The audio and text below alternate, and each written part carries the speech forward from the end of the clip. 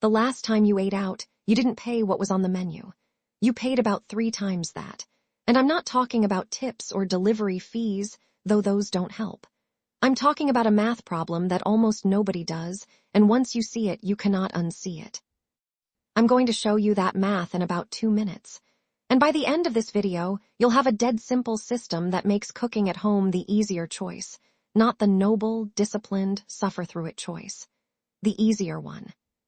Because here's the thing, willpower doesn't work, and any advice that depends on you wanting it badly enough is advice that will fail you eventually. What actually works is changing the friction, and that's what this is about. Let's do the math first, because the numbers are genuinely alarming.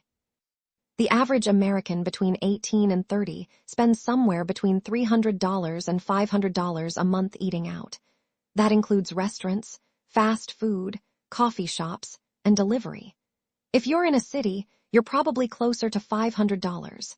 If you use DoorDash or Uber Eats more than twice a week, you might be closer to $600. Let's use $400 as our number. Conservative, reasonable. $400 a month is $4,800 a year, invested at a 7% average return, which is historically what a boring index fund returns. That's $66,000 in 10 years, from eating out less, not from picking stocks, not from a side hustle, from food. Now here's the part nobody thinks about. When you spend $18 on a meal at a restaurant, you didn't just spend $18. You spent the $18 plus whatever that $18 would have become. Economists call this opportunity cost. I call it the real price tag.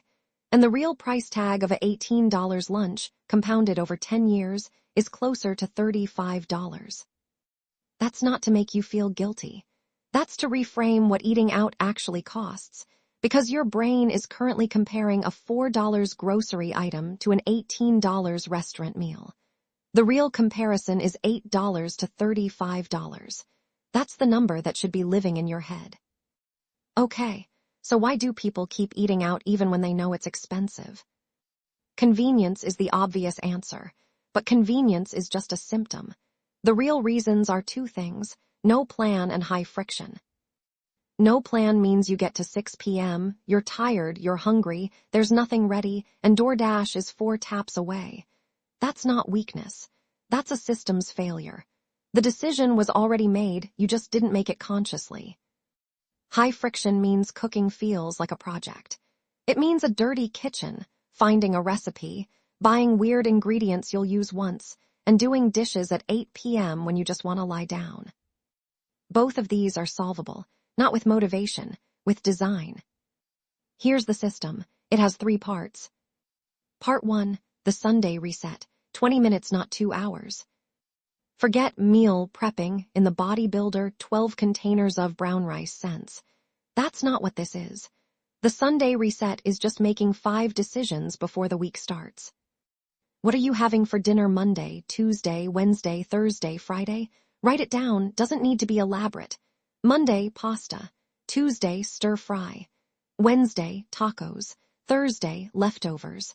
Friday, whatever you want, call it your reward meal, order out, don't stress. That list does one thing.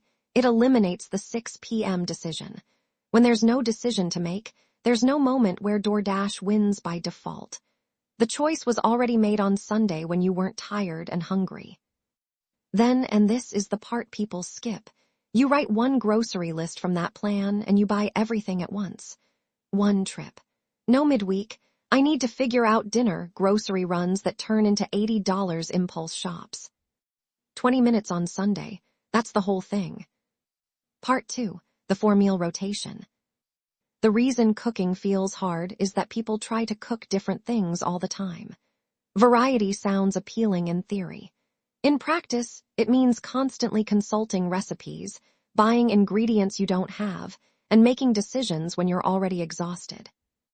The solution is a rotation of 4 meals you know by heart, not 4 meals you like, 4 meals you can make without thinking. Here's what that means practically. You pick 4 dinners, ideally ones that share ingredients, and you cycle through them for a month. They become automatic, no recipe needed. 15 minutes start to finish. Your brain stops treating dinner as a problem that needs solving and starts treating it like brushing your teeth. You just do it. Good rotation candidates: pasta with jarred sauce and ground beef, rice bowls with whatever protein and a sauce, sheet pan chicken with vegetables, fried rice using yesterday's rice and whatever's in the fridge. These are not exciting. They are fast, cheap, and eat well. You can get excited about food on Friday when you go out intentionally. The key word there is intentionally. You're not cutting out eating out. You're making it a choice instead of a default. Part 3. Removing the delivery app friction. This is the one that actually changes behavior at the margin. Delete the apps.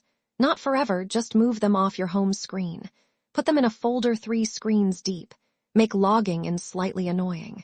Re-enable the saved payment method thing 1 extra tap. This sounds absurdly simple.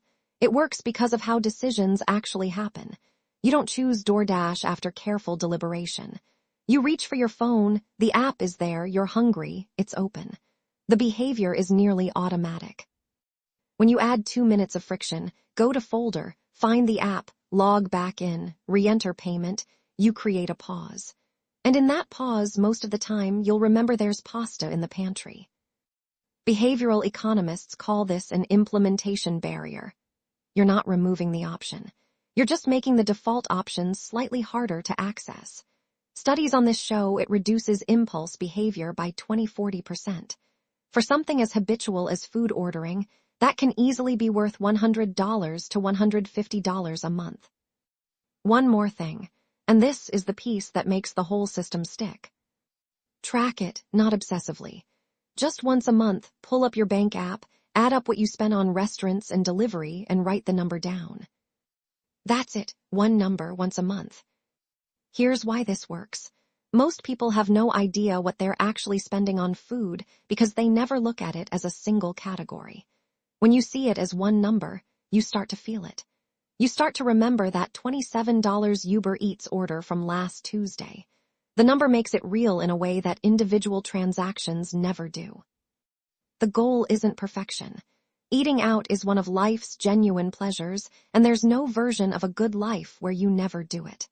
The goal is intentionality. You want to eat out when you meant to, not because you were tired and the pantry felt too hard. So here's the full system, in 30 seconds. Sunday reset, 5 dinners planned, 1 grocery list, 20 minutes. Done. 4-meal rotation, 4 meals you know by heart, shared ingredients, no thinking required. Remove delivery app friction. Off the home screen, decision speed drops, impulse orders drop with it. Track the monthly number. 1 look once a month keeps it visible. These 4 things, working together, can realistically cut your eating out spending by 50% within the first month. Not because you became a different person. Because you changed the environment the decisions happen in. If you want to go deeper on the grocery side of this, how to spend less and waste less at the store, that's a whole separate system and it's coming next. Worth sticking around for. See you then.